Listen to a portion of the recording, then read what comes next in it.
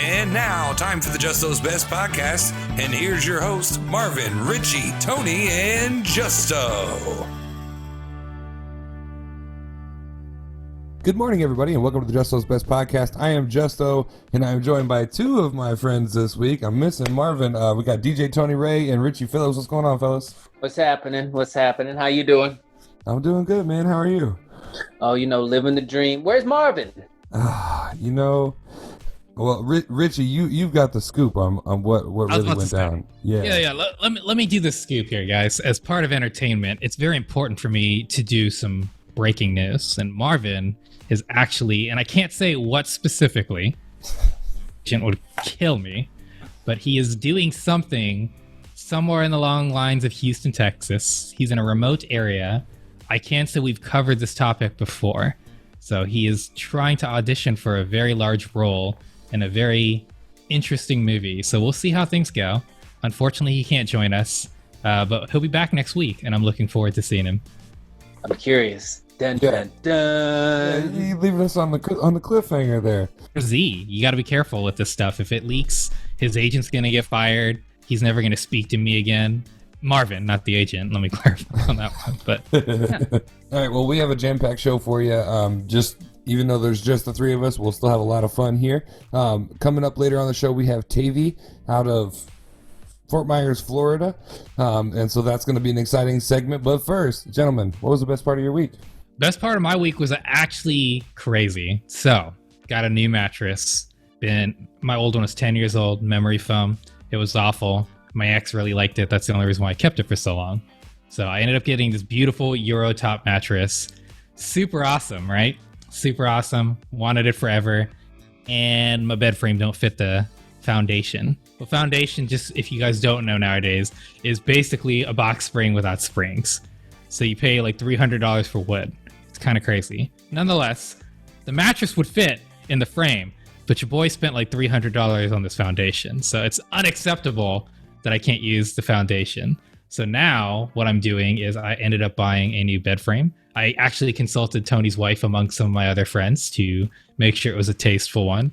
If I'm going to buy something nice, I want to make sure it looks good. I'm not an interior decorator. I don't have that eye like Carrie does and like my other friends do. So beautiful walnut, looks amazing. I think they said it's, what's that the girls were telling me it's called? Modern design.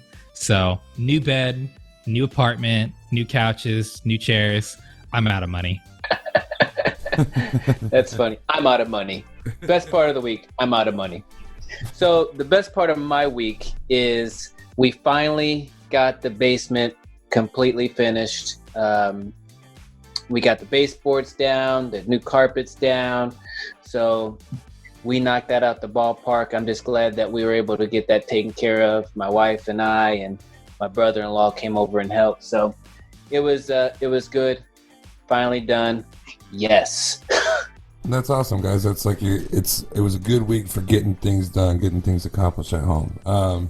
Me, on the other hand, I had the best part of my week was not being home. I got to go to the movie set, and as you guys have been kind of giving me some flack for the way I've been kind of behind this morning, I am exhausted. I've been filming all weekend, but it's worth it. You kind of prepare to not sleep and whatnot, but it's such a awesome feeling to be on set once the lights are everything, and the first time you hear camera rolling action, that's what got me hooked a year ago when I started this film, and it's just cool to be back. Don't go anywhere. Coming up, we have positive news. You're listening to the Just Those Best podcast. What's up? This is Joshua Scales. You're about to listen to my new single, Loco, on the Just Those Best podcast.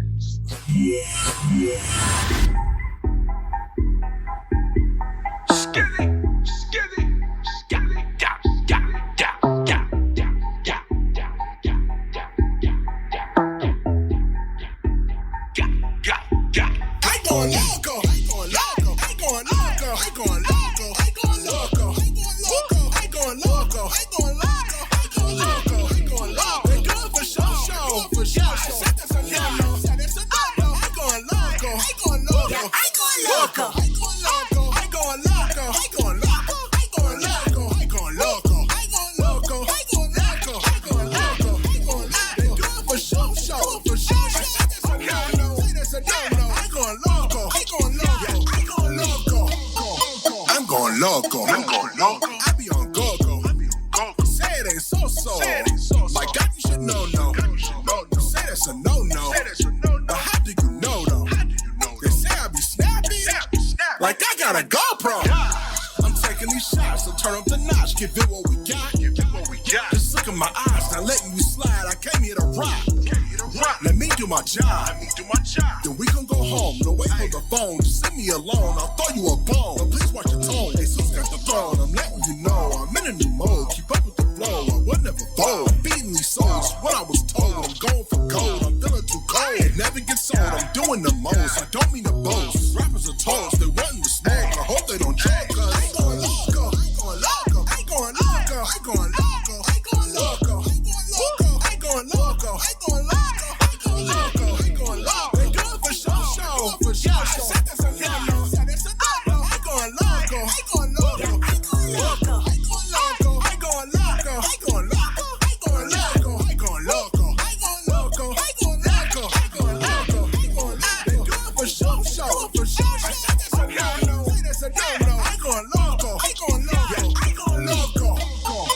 To go crazy, was feeling too lazy, but I cannot let that happen. I cannot let them face me. So you tryna count sheep, and you tryna stay asleep, but it's time to go, G. Still running at full speed, cause I got the answer, I got the real thing. I haven't set free. God is the boss, we dripping the sauce. I'm done with the old me. Just pray that you ready, cause these are the facts. I'm coming with stats, I'm not looking back. It's time to attack. My king is my dad. I'm not feeling bad. It's time that I grab. My spot is my chance. I'm doing my dance. I just had to spaz. I just got a blast. I'm coming in last. I'm pressing the gas. I'm making me laugh. You mad? That's so sad. It's how I react. I'm taking it back. You still coming for me? Where they at?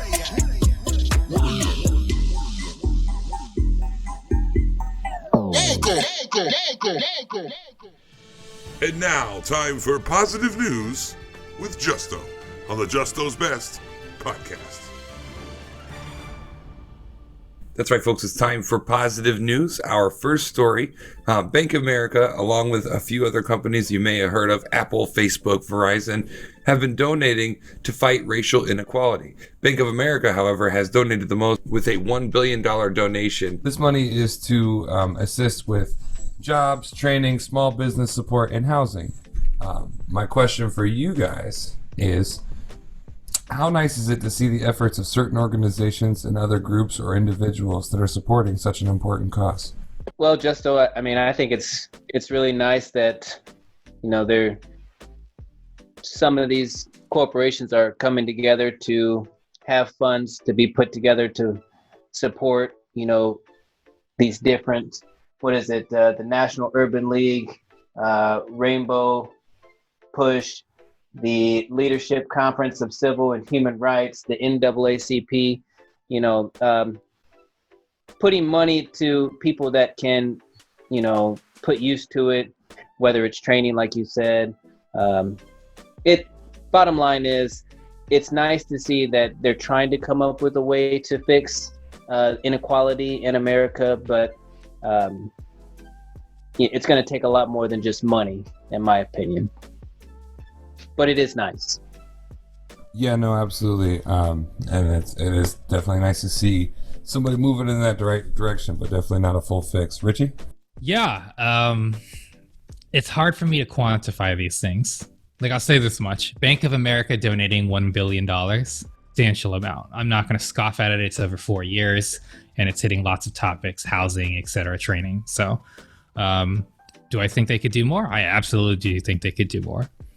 When you start seeing like companies like what was it, Apple, Facebook, and things like that, that's where there's only so much an organization, a company can advocate, so to speak, and donations are a large part of that. But to give you an example of Twitter, now he donated about $1 billion during COVID-19, which was 33% or so of his total net worth. That's an incredible thing to do, like incredible.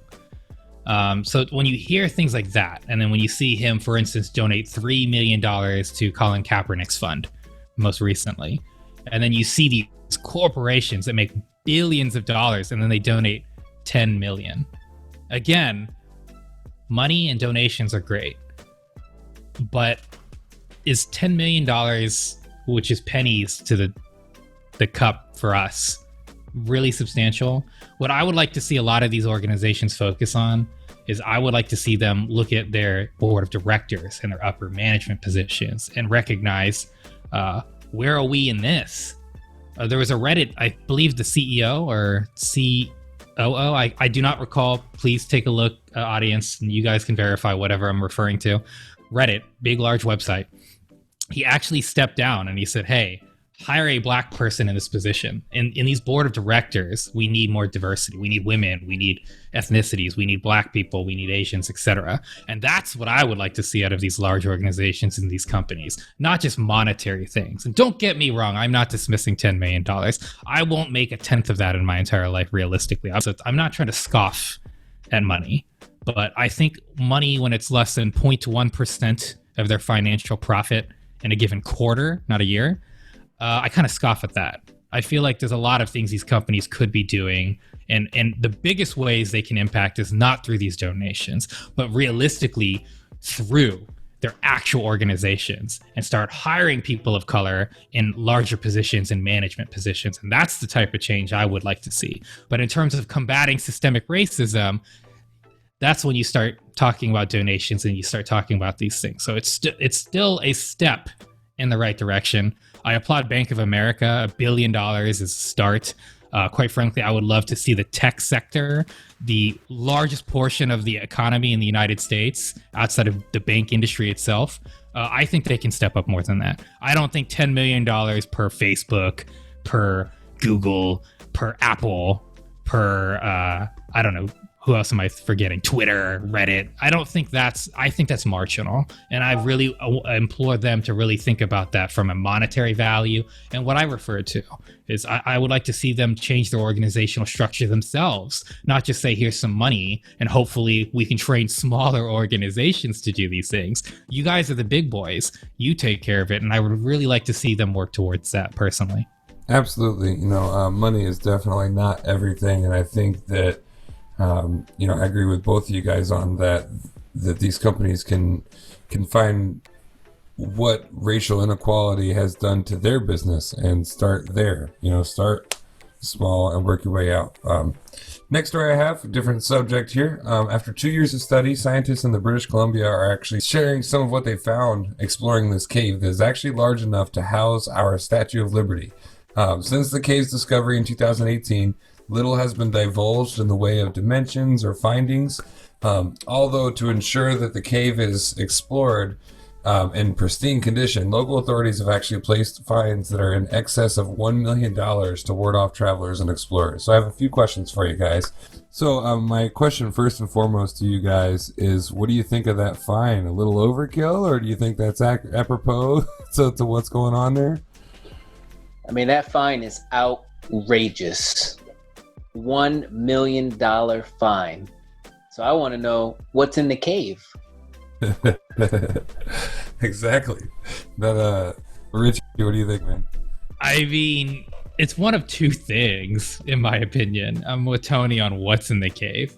I'm going to go a little deeper in this sense. It's either extremely valuable things, or if you've ever seen the movie called The Descent, I think it could be that direction. I think there could be creatures that could harm us, and they're concerned for public safety. So they're like, all right, $1 million, stay away. But the problem with this is, like, children, when Papa tells you don't do it, you tend to want to do it. So my concern is we're going to get murdered by a bunch of alien creatures that are in a cave. Well, hang on to that thought, because that definitely applies to one of my questions I have for you. And it would be fitting for 2020. Oh, yeah. I mean, the gloves are off for 2020. Pretty much anything goes at this point, I would say. So my next question is, there's this huge cave. It fits the whole Statue of Liberty in it, right? And it's taken 2 years to even start giving us dimensions of the opening and, like, getting down inside of it and how to get down inside of it. How much of the world do you guys think is truly undiscovered? I know there's lots of great documentaries and discussions out there about the ocean alone, but I mean, then you find these giant caves in the earth. How much of the world do you guys think is undiscovered? Oh, a crap ton. It's a crap ton. But I can't even wrap my head around the fact that they said the Statue of Liberty could fit in there, right? Yeah. But they don't have any measurements, right? They do now. They do now. It's taken 2 years to get the dimensions of the opening cave, because it goes down, I'm assuming, further in.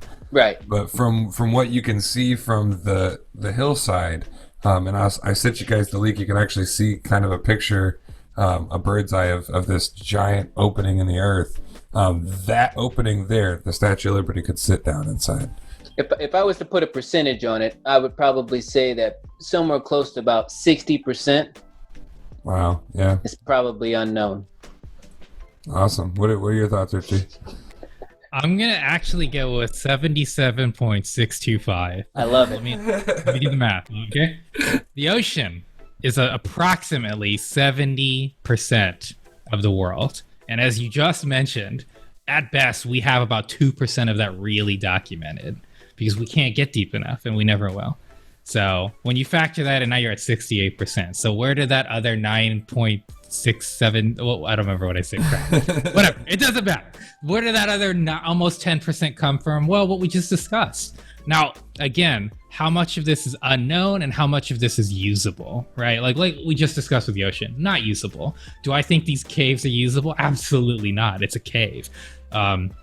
You start making sounds, if you've seen The Outsiders, folks, HBO, I'm sorry, I keep going entertainment, but you know what happens when loud noises happen in caves, right? So realistically, I do believe almost literally maybe 1/5 of the world we can really see and understand. And there are dozens, who knows, maybe hundreds of these other types of caves and these deep abysses of the unknown. And it's really interesting because it's like, not necessarily from a scientific elemental standpoint, but like what types of funguses that are different down there, insects and other creatures that we don't know that exist. Not descent creatures, but it's hard to say. I will say I do believe genuinely we've just scratched the surface, pardon the pun, on what we're not seeing and what we don't know exists.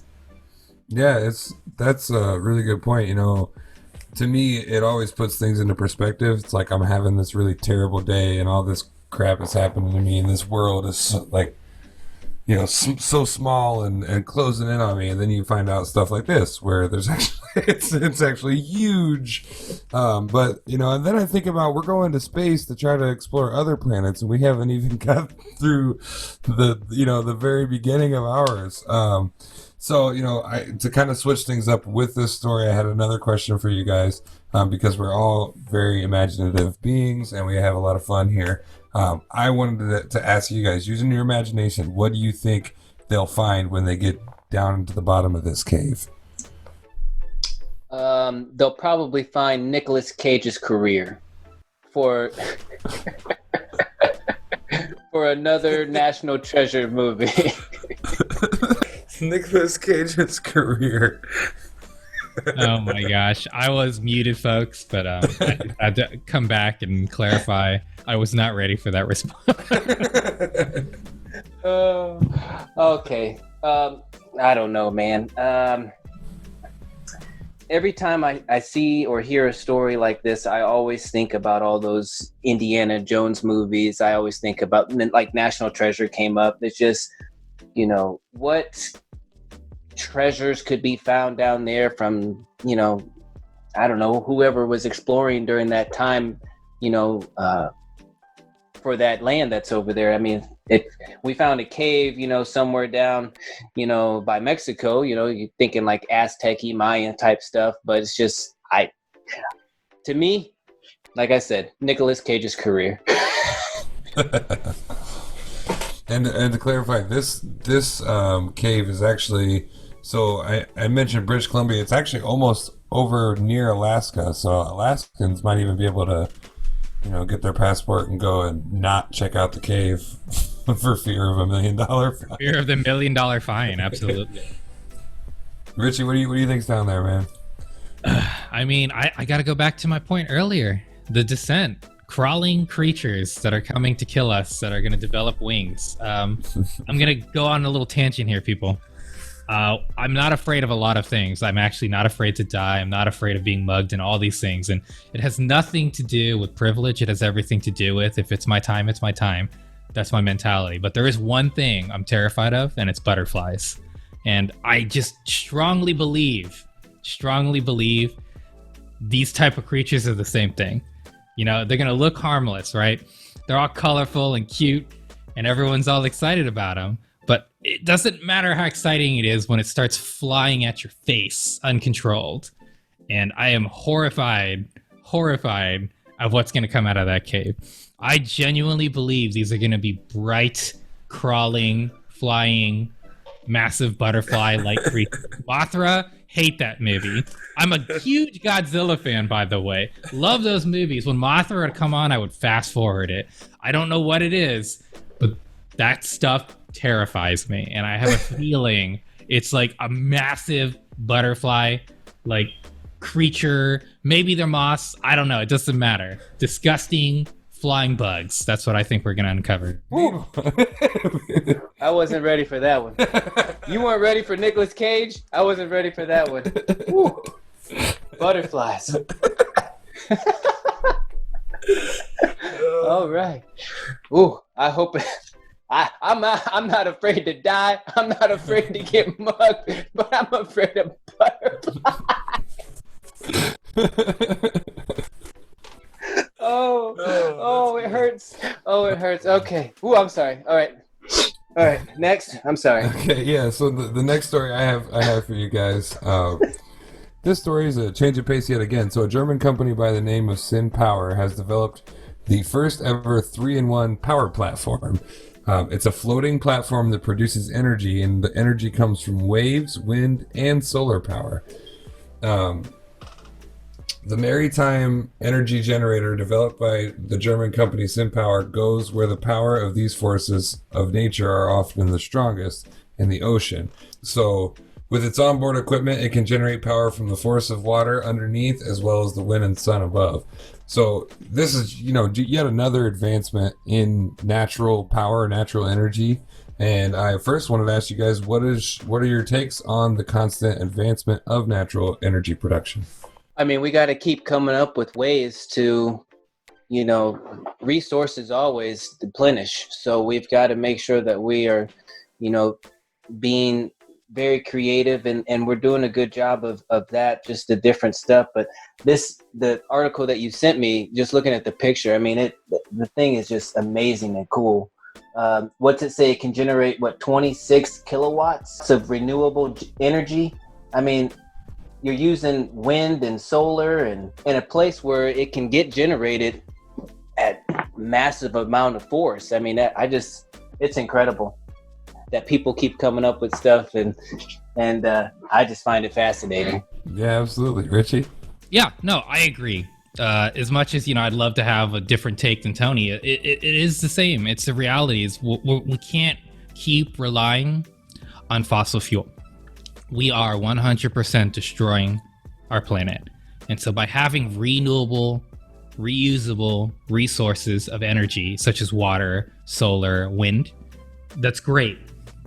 Now, and I'm not even, trying to denigrate this in any capacity. I'm super glad this company was able to develop something like this, and I hope we can keep innovating there. But we also have to find ways to be more efficient with our energy, because 26 kilowatts is great. But when you talk about funding cities and things like that, we need more power. And yes, it's possible that they can continue to develop and find ways to generate more power via these resources. But we as people need to find ways to reduce our footprint as well. So let's focus on the good, and more importantly, focus on what this is. This is incredible. This is finding solar, electric, and running water below. That's the crazy part to me, is the water portion of it. I've heard of solar. I've seen solar. I'm out in the Bay in the Silicon Valley where, Tesla's already done many wonderful things with that. But to really see the water portion of this and it be a 3-in-1, that's innovative. It's creative. And I hope we can start really developing this more than anything else over the next 10 years. People focus so much on these phones and making microchips smaller and smaller and smaller so we can get more powerful computers so we can shoot ourselves up into space. But really, I hope science starts developing more renewable energy resources such as this. So I'm really glad to see this. I'm glad you found this, Justin. And this genuinely is more hopeful for the future. And I really hope we can start seeing even more progress in this avenue specifically. And that's going to do it for Positive News this week. Stay tuned. Coming up, we have Game of the Week, Wacky News and Entertainment. And, of course, we have TAVY on the Artist Spotlight. You listen to the Justo's Best podcast. Hey, guys, this is Tony Watson. You are about to hear a clip from my brand new quarantine comedy album, Filthy Idiot. I believe that I'm a much better driver when I know that there are drugs in my trunk. And that kind of got me thinking, imagine how great I'd be if instead of drugs, I had a body in there. I'd be really good. Just like Paul Walker in all those movies, you know? You know, second thought, that's probably not the best example. His car had 2 dead bodies.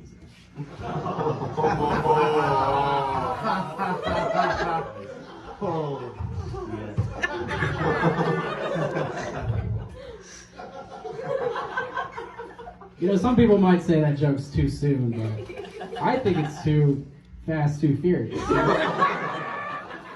Can't argue with that.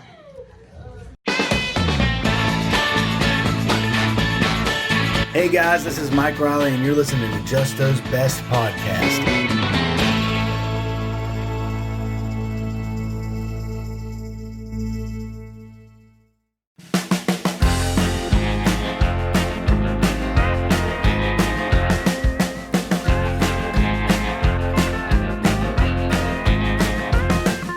Driving through Georgia in a big steel box, dashboard with an ornament of Jesus on a cross. It's my only saving grace, I'm gonna get to Santa Fe. 80,000 pounds afraid to haul before I get paid. Need some product to strand or one on to hold.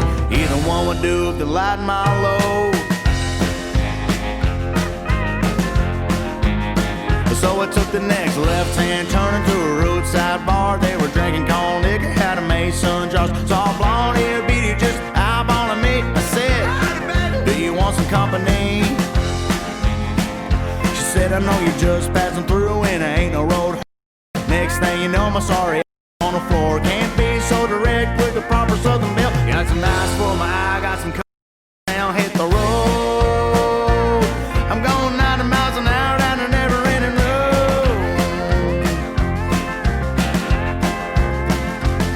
I'm alone. The days are so long and the nights are so cold. I need a pretty little mama like you ain't ever seen. Right side by side, big rig trucker's dream.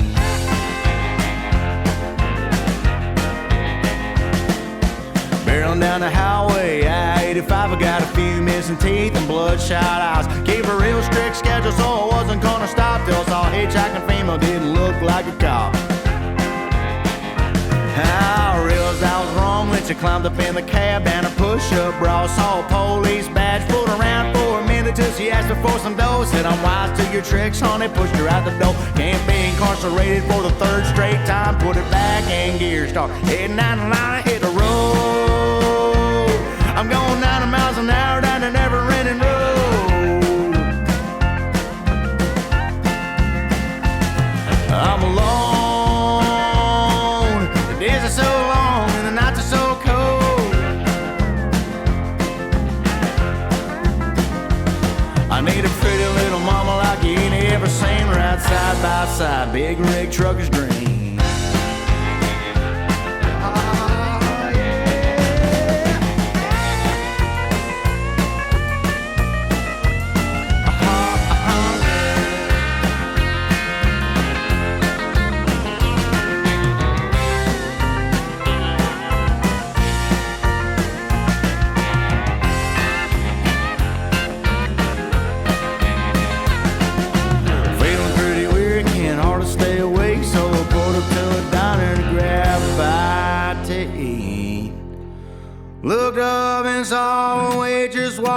told me he been on in white notepad. She asked me, what are you having?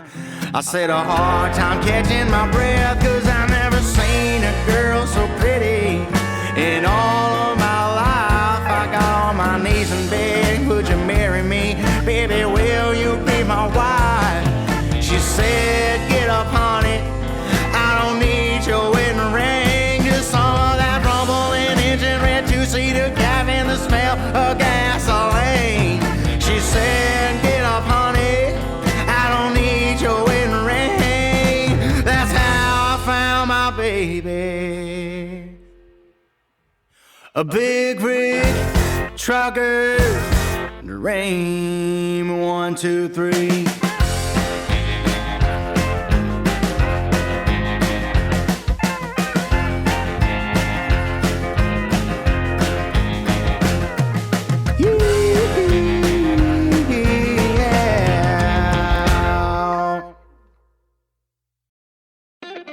And now, time for Game of the Week on the Just Those Best podcast.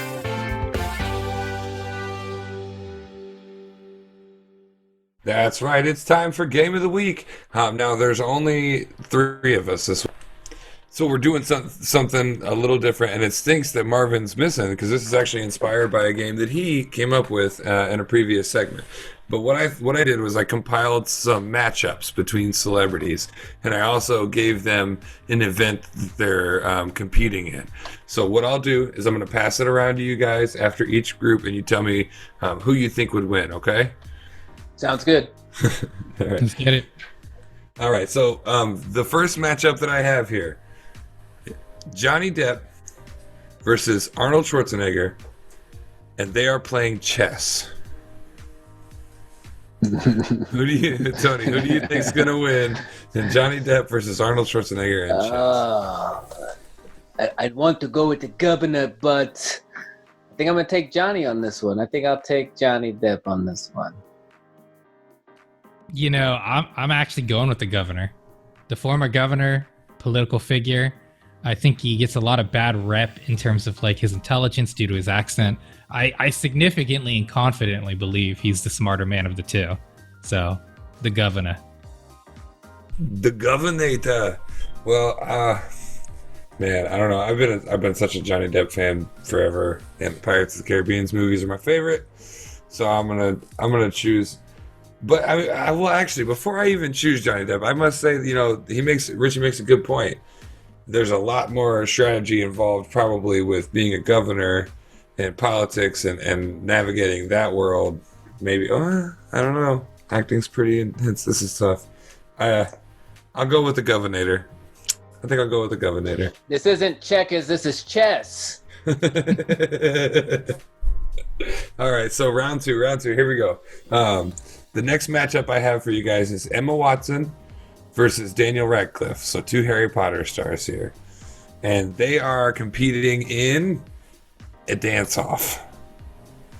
Emma Watson and Daniel Radcliffe in a dance-off.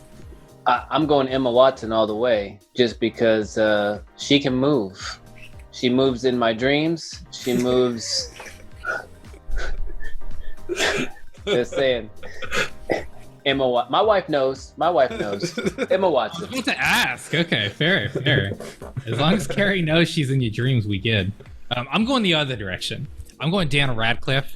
I have, as the entertainment guy, I really do pay attention to like these people and their personalities from interviews and things they like to do on the side. And Daniel Radcliffe is a very quirky, really down-to-earth person. Emma Watson, I feel like, is too cool for school. I don't really believe she'd want to dance. A good example was James Corden did a Beauty and the Beast live singing performance, and they went out in New York City, and the entire cast, except Emma Watson, was there. So Daniel Radcliffe, he's dope. He's going to do it, and he'll actually attend. I have faith in that. So I'm going to have to agree with Richie again on this one. I'm sorry, Tony. I usually have your back on something, but I know that Daniel Radcliffe has a pretty extensive Broadway history. I know that he was on Broadway with How to Succeed in Business Without Even Trying, which is a major dance-heavy show. So I feel like Daniel Radcliffe, he's going to probably get it there. I'd rather see Emma Watson. I would much rather see Emma Watson. All right, so we got the next one. This is a good one. This is a good one. The next round, Leonardo DiCaprio versus Brad Pitt in a staring competition. Like who could blink first? Who would blink first? Yeah. Blinker loses. I mean, I got to go with Leonardo DiCaprio, 100%. Anything he does, he slays. So nothing against Brad Pitt, but I mean, he could cut himself in a scene and continue to go, and then put blood all over Kerry Washington's face, and it's not part of the script. I'm just saying, dude's a badass. I'm picking Leonardo DiCaprio. Fair. That's fair. Richie? I'm with Tony, actually. Not that I was trying to be contrarian or anything. It's just Brad Pitt, like when I think of the two, I consistently think of Brad Pitt as the cooler guy, as the hip guy, and, you know, doing movies like Troy. So I'm used to Brad Pitt being this badass, but like Tony said, honestly, some of like The Revenant is what I think of now when I think of Leo. Is just this like badass, like super dominant character who's just scary and I wouldn't want to mess with. And Tom Hardy. Absolutely Leo. This dude is a beast. That was a good example, Tony, specifically where he cut his hand, but he's just an incredible actor. And honestly, I've always viewed him just because of Titanic, and he was really prominent in my youth as this like prissy, you know, guy that wouldn't do these things. But no, he's got some grit. Definitely Leo is not going to blink before Brad Pitt. The Leo DiCaprio. Man, I don't know, because they're both so intense. Like they both have moments in their films where you're just like, and I think that's why I matched those two up. I'm gonna go with Brad Pitt. Actually, I'll hit the other side of the ball with that one. I think Brad Pitt's got some serious intensity, and his stare downs are some of like the best parts of some of his movies. I think, like the Ocean's films, for example. Some of the funniest parts are his like little stare downs he hits George Clooney with. So I'll go with Brad Pitt on that one. All right, this next one's fun. This is going to be tough, though. Two very talented individuals. We got Hugh Jackman versus Neil Patrick Harris, and you know it's a sing-off. A sing-off? Okay, I see what you did there.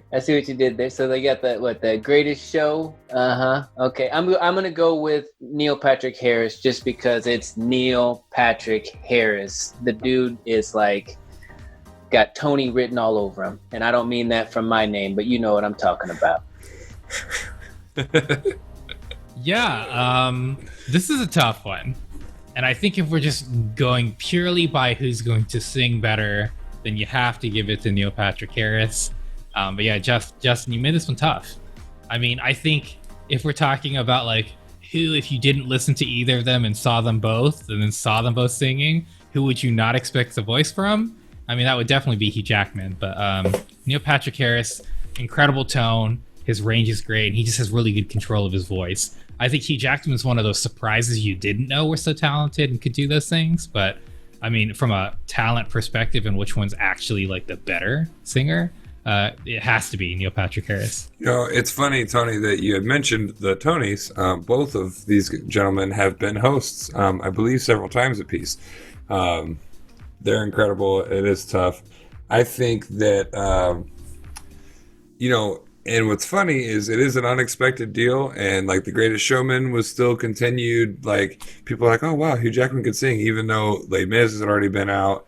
He'd already made his appearances on the Tonys and was singing on the Tonys.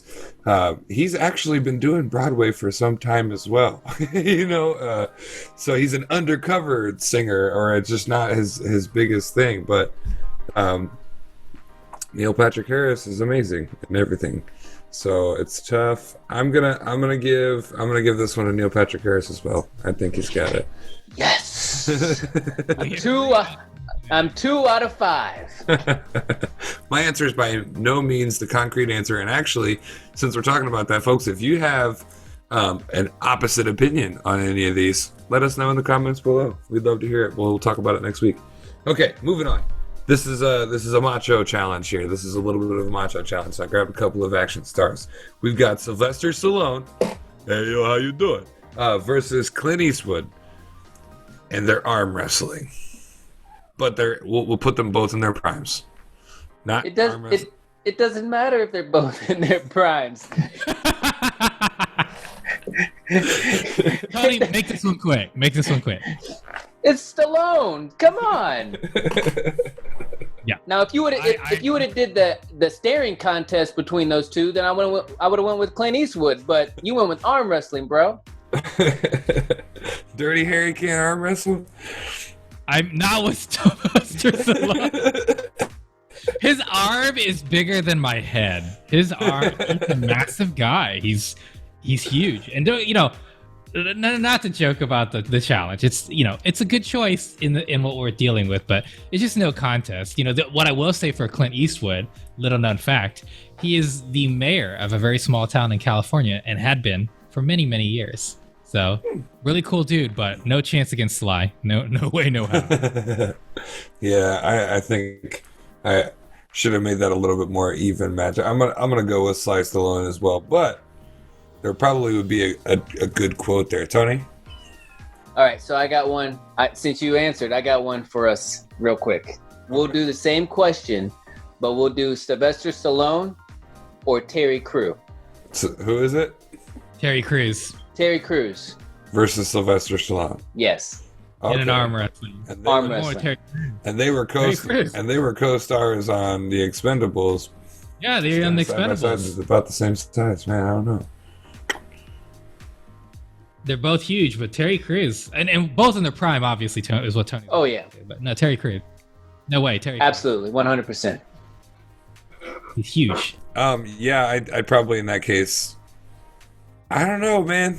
That's the Rock. That's Rocky. I'm sticking with him. I'm sticking with Sly Stallone. He can do it. All right. Okay. So moving forward here. Next round. This is a little bit different kind of conversation here. We've got George Clooney versus Harrison Ford in a swab off. All right. So everyone knows that I'm a big Harrison Ford fan, but I gotta keep it real. My dude is not that suave, okay? Especially against George Clooney, who is like, I don't think Harrison Ford has even been mentioned as sexiest man alive or even thought of that way, where George Clooney is probably won, I don't know, at least 3 or 4 times, but it's irrelevant. It's George Clooney. I'm on the same page with Tony. George Clooney, when he was 22 years old, looked like he was 50, but he looked cool. He's just a suave dude. There's nothing else to say. He's one of those fortunate people where I think as men, because we all have our own image issues, is we would have loved to just constantly looked old but looked good. So that way, as we got older, we still quote unquote look the same, because that's George Clooney. He's virtually looked the same for the last 30 years, and he is as suave as it gets. Kind of a man-child, but as suave as it gets. George Clooney by a landslide. Yeah, absolutely. I would tend to agree, especially being such a huge fan of the Ocean's movies. That's a really good display. But like you said, it's pretty much everything he does. It's like his natural tone is just soothing. But I'm also a huge Star Wars fan, and I think that Harrison Ford did a pretty awesome job of being suave there. So I'm gonna go with Harrison Ford. Put a point on the board for him. All right, these last 2 rounds, I did something wacky. I went off the wall, picked a competition that didn't make any sense for the 2 people. So let's see what we think here. Next matchup is Natalie Portman, and she's going to be facing off against Cameron Diaz in the batting cage. Oh, 100% Cameron Diaz. She's absolutely 100% crazy, athletic. Natalie Portman, I just don't see it. I really don't. But I got to go Cameron Diaz 100%. Yeah, I'm on the same page. When you can't know somebody's talents, then you don't know which one of them, if either of them, have even really played baseball in any capacity. I'm going to go with the taller one. That's just bottom line. She's taller. Taller people just have an inherent advantage in those capacities. Guaranteeably, she's going to be able to potentially hit the ball harder. So, when we talk about batting cages, is it consistency, etc. But Cameron Diaz, I'm just, whatever. She's taller. Tony gave a lot more elaborate reason, but taller girl wins here, in my opinion. Well, I guess I guess I'll continue to be the devil's advocate on this one. And this is why. Not you. Here we go. So I'll make a case for it. So it's just not blind advocacy for the sake of antagonizing. Natalie Portman plays a lot of power roles, right? She dated Thor. She was the queen of one of the planets in Star Wars. She's gonna be Thor in the next movie. She's gonna be Thor, you know what I mean? And Thor can swing a hammer.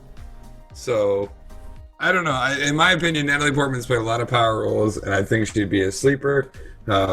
She's one that I don't see a lot about, outside of her films. I haven't heard a lot of. Don't see her guest starring on much. She's played some darker stuff like Black Swan.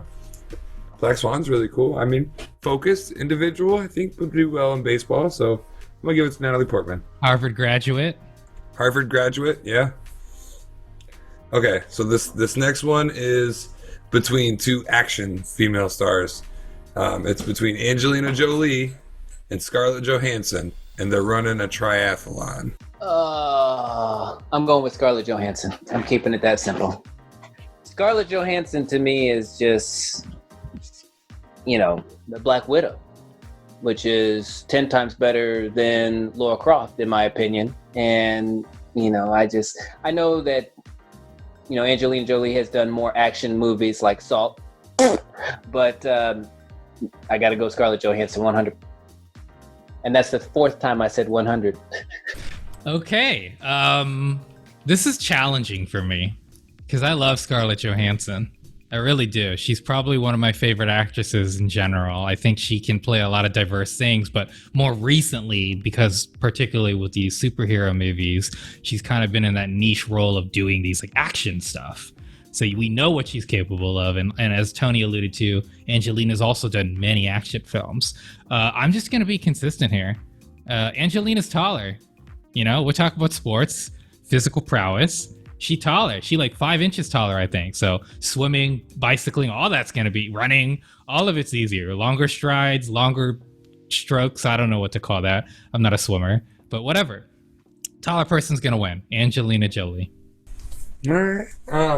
This is tough because, and something that's less related to the triathlon that you kind of alluded to, Richie, is both of these actors actually, in my opinion, have done great things outside of the action world. It's just their action movies are ginormous hits. And so, they get labeled in that action genre. And maybe they're not specifically action, but Angelina Jolie and Scarlett Johansson. I think I've seen videos of both women training to be ready for their roles too, and they both play secret agent stuff. I don't know. I'm gonna flip a coin over here. Let's see. All right, so heads Angelina Jolie, tails Scarlett Johansson. Scarlett Johansson wins. Yeah, so that'll do it for Game of the Week. If you like those matchups and you have a different opinion, you want to let us know. Let us know either in the comments below if you're listening on Facebook or YouTube, or hit us with an email, justthosebestlive@gmail.com. We'd love to see what your thoughts are. And also, if you have any additional matchups, let us know and we'll play it out here on Just Those Best. And now time for the Dad Joke of the Week with DJ Tony Ray on the Just Those Best podcast. So guys, when does a joke become a dad joke? I don't know. When does a joke become a dad joke? No? When Tony tells it. Nope. Just Richie? I got nothing. When does a joke become a dad joke? When it becomes apparent.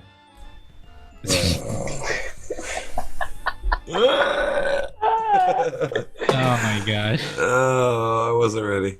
Dad joke of the week. Yo, I'm Saheed, an artist out of Dayton, Ohio.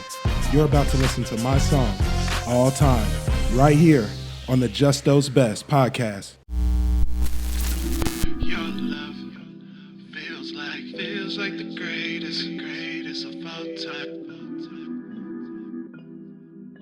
It feels like the greatest of all time.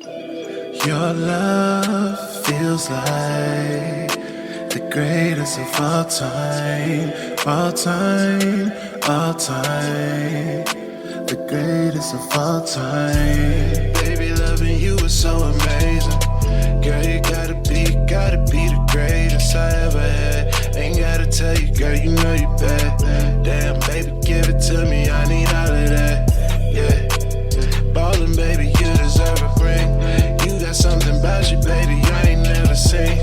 Baby, you are more than I could dream of. This has gotta be a real love. Your love feels like the greatest of all time, all time, all time. The greatest of all time.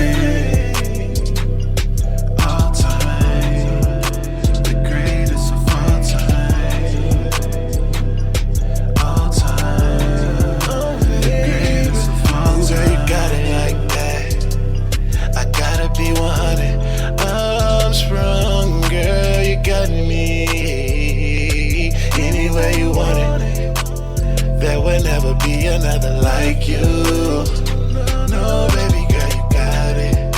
God did a little extra when he made you. Baby, you are more than I could dream of. It's gotta be your love feels like the greatest of all time, all time, all time. The greatest of all time.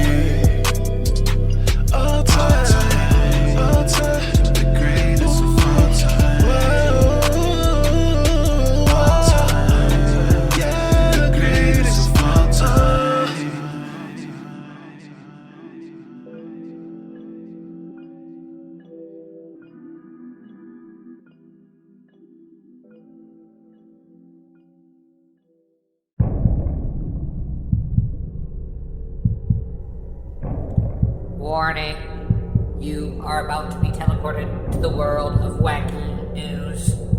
Prepare to be wacky. That's right, folks. It's time for Wacky News. And here's your host, DJ Tony Ray. It is time for Wacky News. So we're going to do it a little bit different today.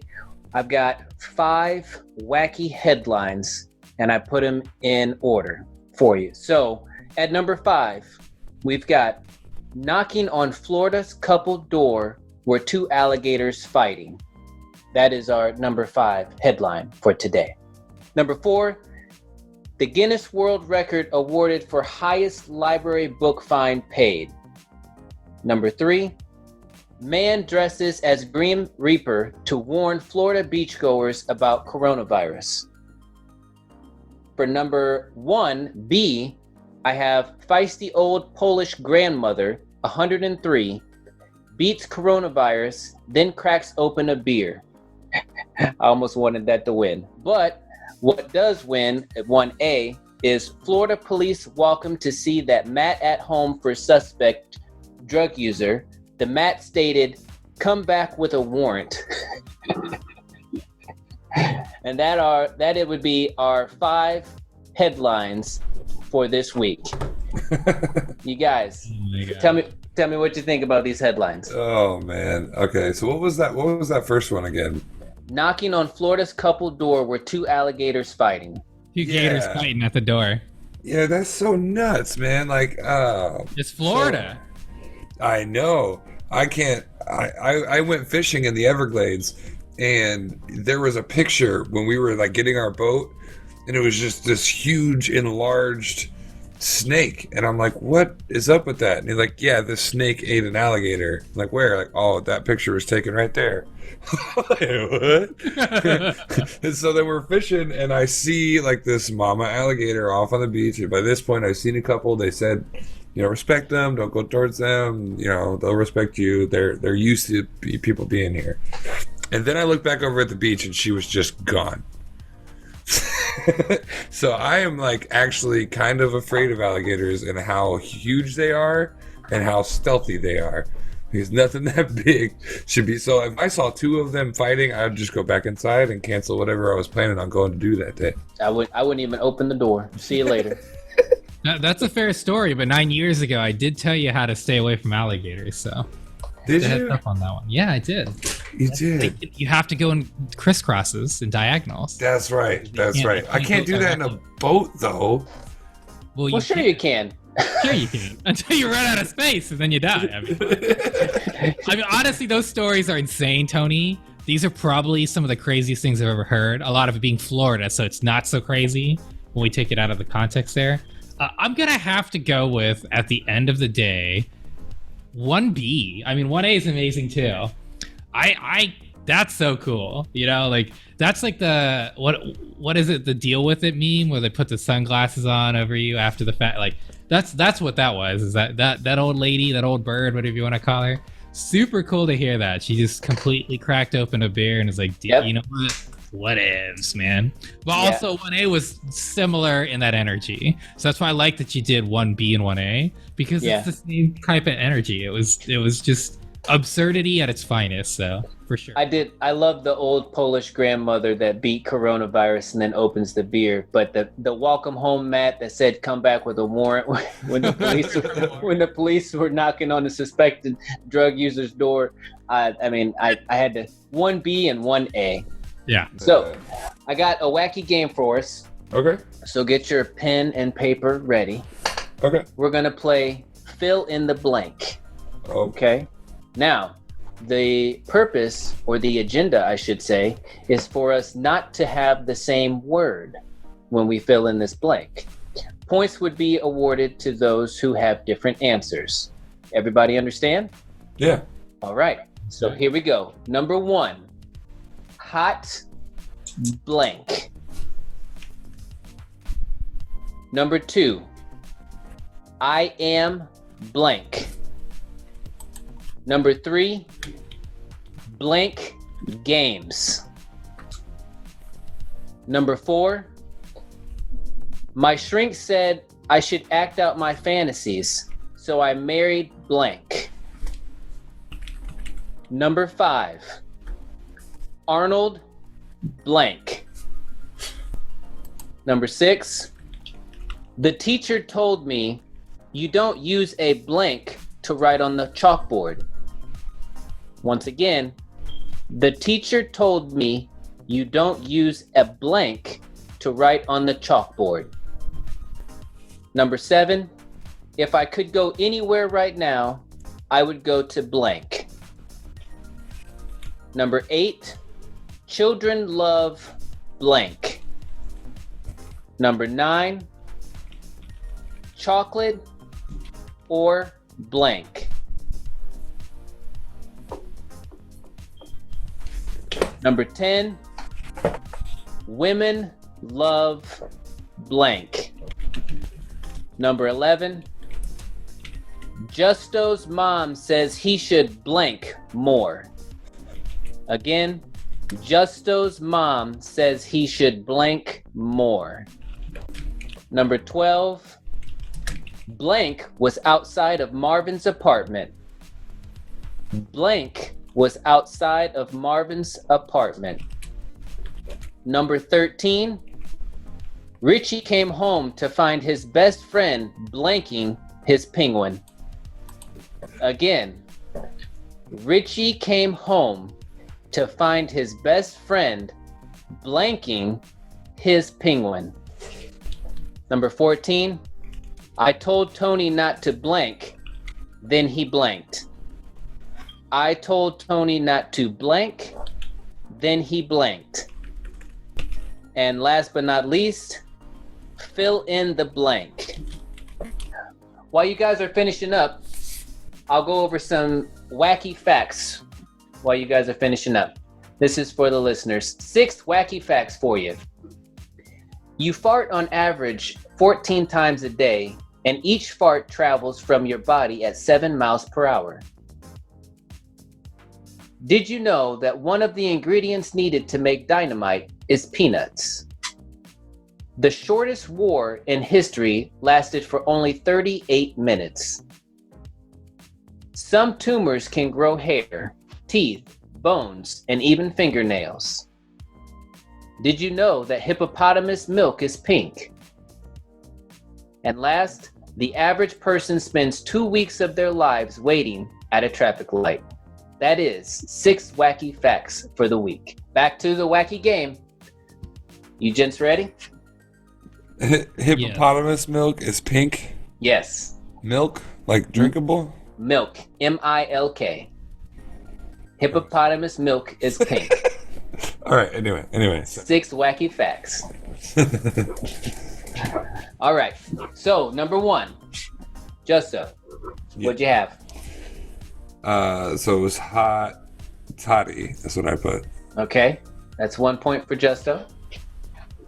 Richie? Tamale. Okay. I had potato. Okay. Hot potato. Okay. Number 2. Go ahead. We're trying to be different than yours. We all want to be different. Oh, I gotcha. We all want to be different or we don't get That's a point. right. If the people who are the same don't get a point. Number 2.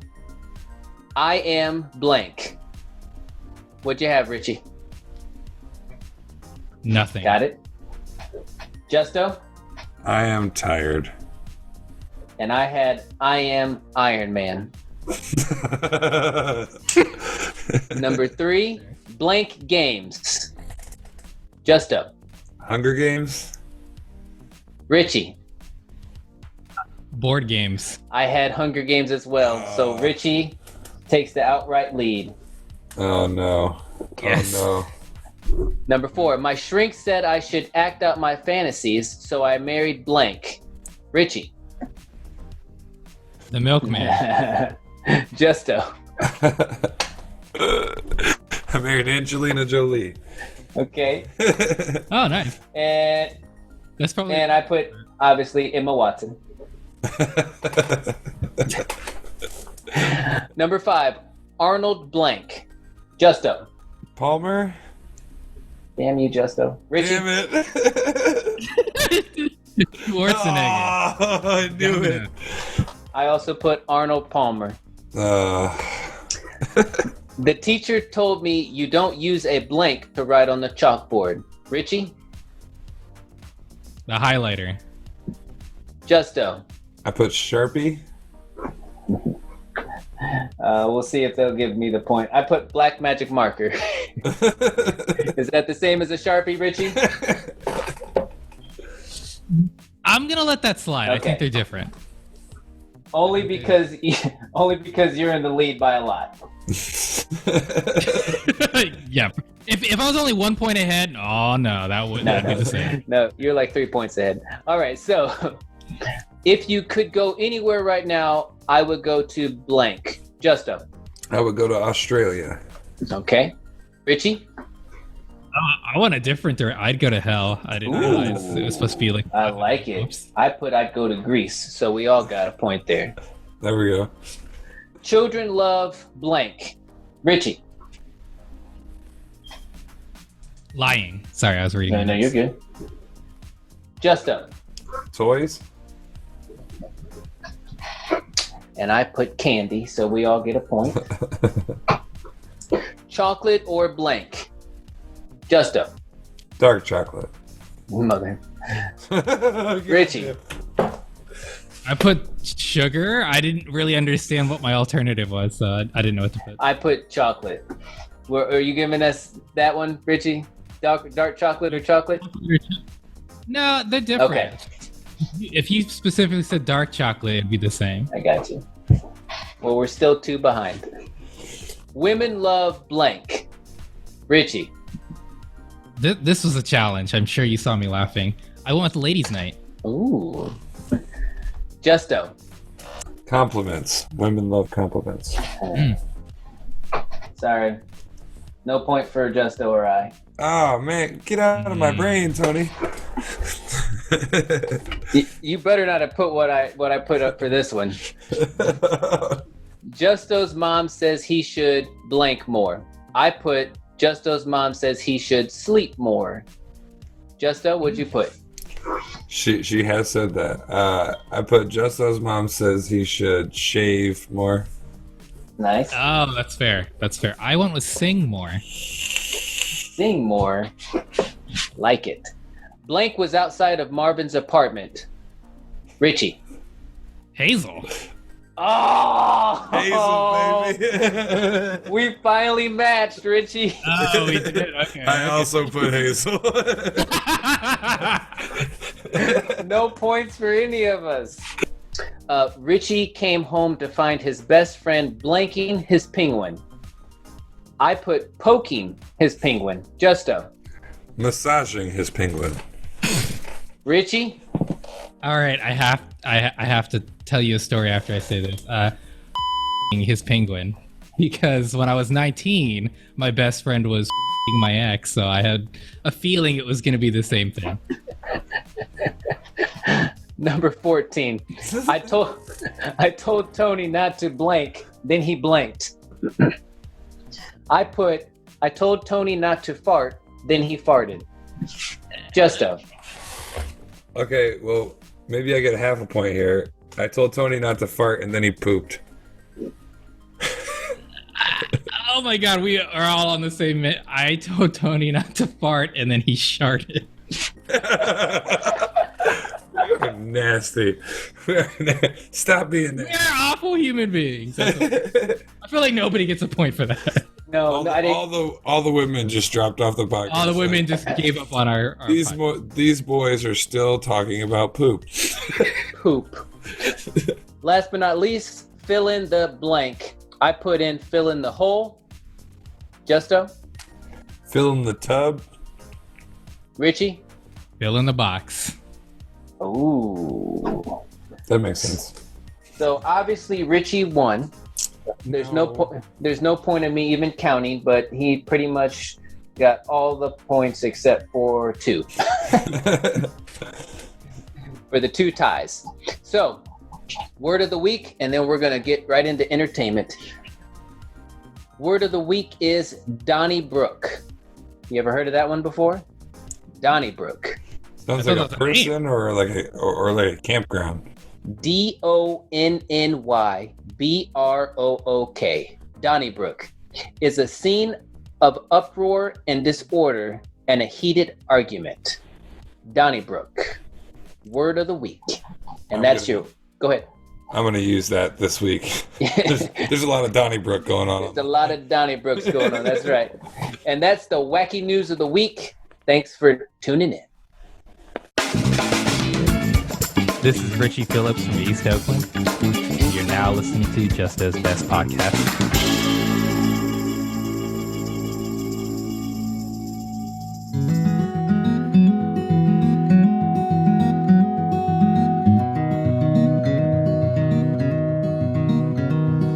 I'm just an outlaw, ain't got no wheels to run. Fatherless man and a mama's only son. Joker turned toker, a bully without a gun. Still shoot for the top, but the top don't ever come. The world don't spin for you. Do what you gotta do, whatever gets you through. Whatever gets you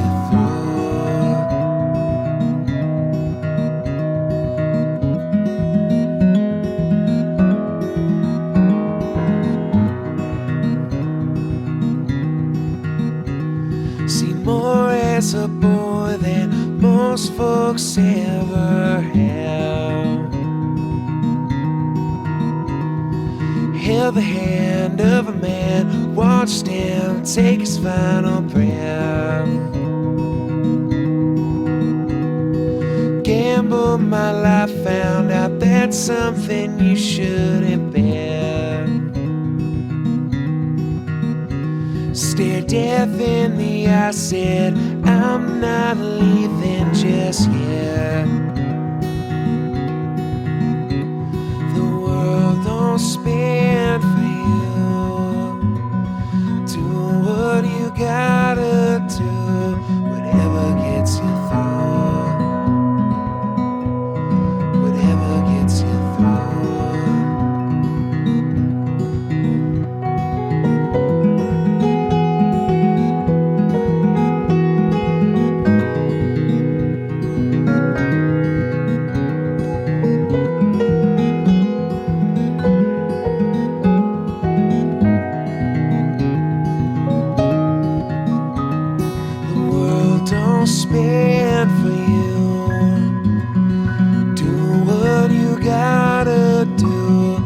whatever gets you through, whatever gets you through, whatever gets you through.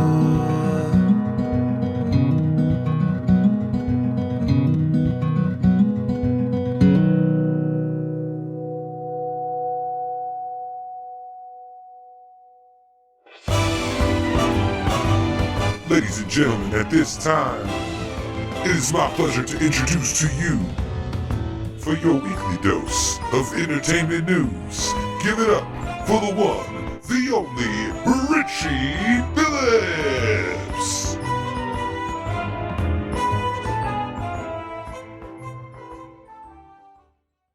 Hey everybody, it is entertainment time, and I'm barely switching it up, but I wanted to start off on Song of the Week, because I feel like after our last episode, it was kind of heavy.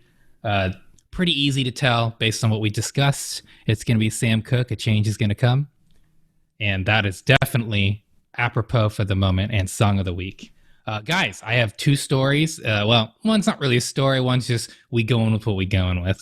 And I just really wanted to talk about it for the third week in a row, and I don't even care. HBO Max, people. Crazy. Love this thing. I was super lucky because I was super sad. Let me clarify here for those of you who weren't in the loop. Comcast was the only TV provider that did not offer HBO Max.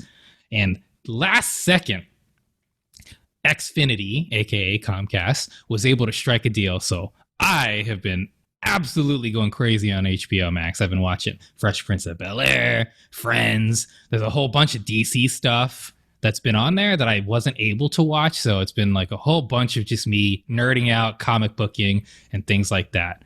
So only question for you is if you have HBO Max, we're going to start off with Justo. What are you watching on HBO Max? And if you don't, we're going to have a conversation with why on earth are you not watching HBO Max? Justo, take it away. Yeah, so I have HBO Max, and I was about to bring it over to show you guys. I mean, like, there's just so much on here, man, and it's deceiving. You gotta go through the page and read and make sure that you're not just passing over a whole nother tab of content, basically. It's jam-packed. There's a ton of good movies that I'm working on. Tabbing through right now. Good Boys, for example, a hilarious movie that was on there. If you're into the fantasy stuff, there's like all of the Harry Potter movies are on here. All of the Lord of the Rings and the Hobbit movies are on here. It's incredible. I mean, TCM, Turner Classic Movies, TCM's is on here with Casablanca, Citizen Kane, Singing in the Rain, some great movies from all times, Little Shop of Horrors. So I could literally talk about it forever. It's amazing. Not that I'm getting sponsored by, but I mean, hit us up, HBO Max. We'll gladly take that HBO Max. We will gladly take any sponsorship. We're just clarifying here at Justo's Best that we love your streaming service. It's just, I was shocked. I had already gotten HBO and I have it as a channel. And in no way, shape, or form did I expect to get what I consider gifted Warner Brothers content, DC content, just a plethora. I mean, the only thing, honestly, people, if you don't have any streaming or if you only have one or two streaming services, there's only one thing I really feel like truly competes at a streaming level, and that's Netflix. There's also Amazon Prime, but that's not why you get Amazon Prime. You get it for the shipping, right? Like, they do have great original content, but this has original content. It has just virtually everything. But Tony Ray, I feel like you might not have HBO Max. Why don't you let the people know? You're 100% correct. I don't have HBO Max, and I have, like you said, a plethora of other streaming services. So I can't even filter through all of them to let alone get to HBO Max.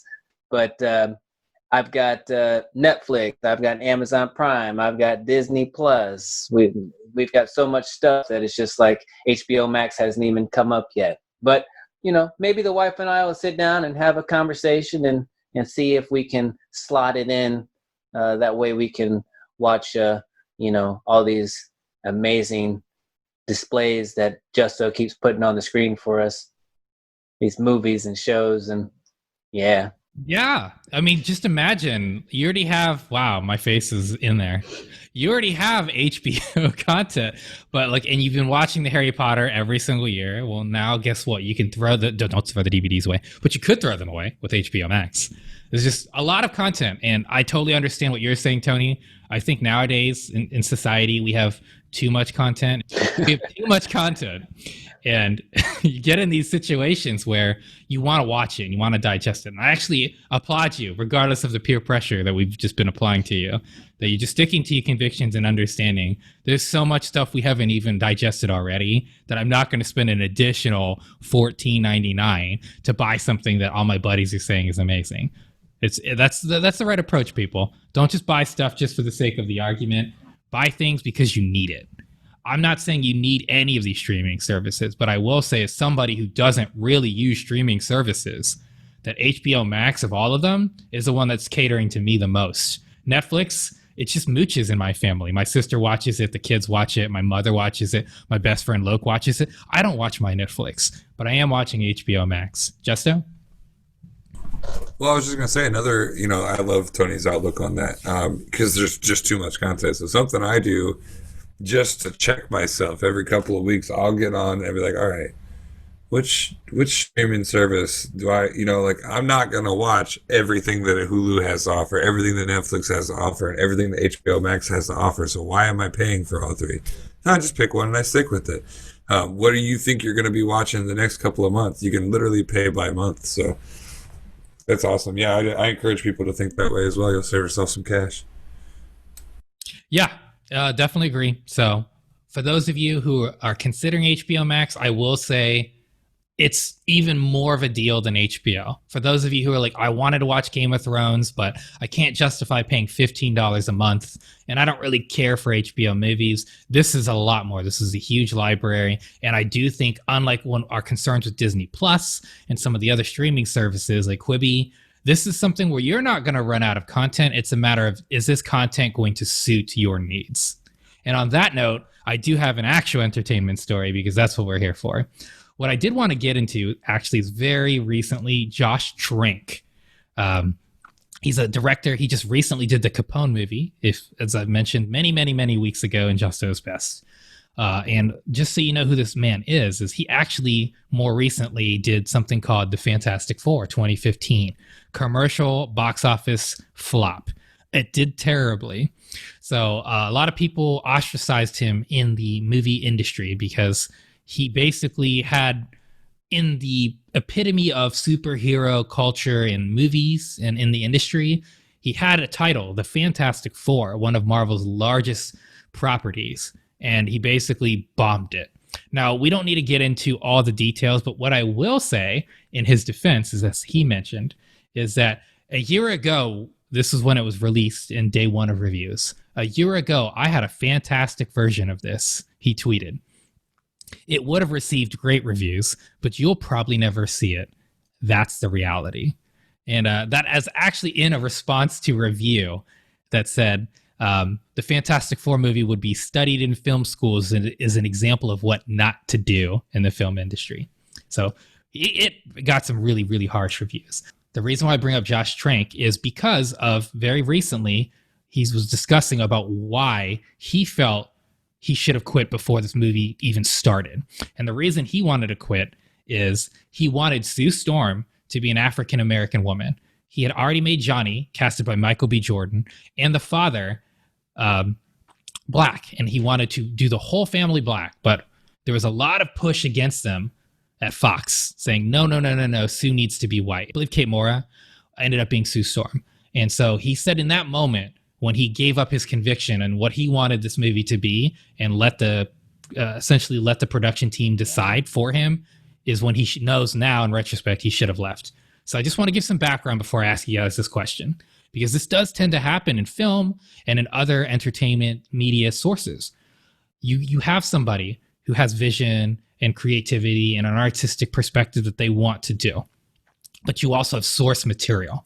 And in this case, this gentleman did not want to do the source material. The producers and one of his camera guys were telling him, hey man, like you should read some of these bigger story. So you just understand what these characters are and what they're about. And he's like, no, I don't care. I don't need to read that because the story I want to tell is in my heart right here. So he ignored all the source material. He chose to, make some people different colors, which I don't think is a big deal personally. Let me preface that. I'll get into my opinion after the fact. But what do you take on a person who has an entity and a propriety, for instance, like Harry Potter, chooses not to read or see those types of things, and then kind of goes with their own story, their own characters? Do you think that's good? Do you think that's bad? Do you agree with those types of philosophies? Is that something that is acceptable as an actor, as a viewer to do? Would you be willing to see a movie that's completely different than your expectations? So let's start that off with Justo. Well, my perspective comes from two perspectives, I guess, acting and directing, and to me it's kind of an agreement. Man, it's tough altogether. There's always been, when you're talking about adaptations, so if you're talking about something that came from a book, what is to be done there? The Game of Thrones is such a in-depth, long television series or HBO streaming series that they stayed pretty close to the books, and they didn't. Some people took that out on them. They didn't take enough liberties. They didn't dramatize more for film. Made seasons kind of hard to get through. I've even seen. I disagree, but that's just because I love the show. Harry Potter. I've heard a lot of people say that they didn't do so well at portraying the books into the movies. I've heard the opposite. So, I mean, I wish that we lived in a entertainment world that the director could just bring their own creative take to it. One thing that we see a lot is like Batman. Batman gets tossed around from director to director and it gets revisionized.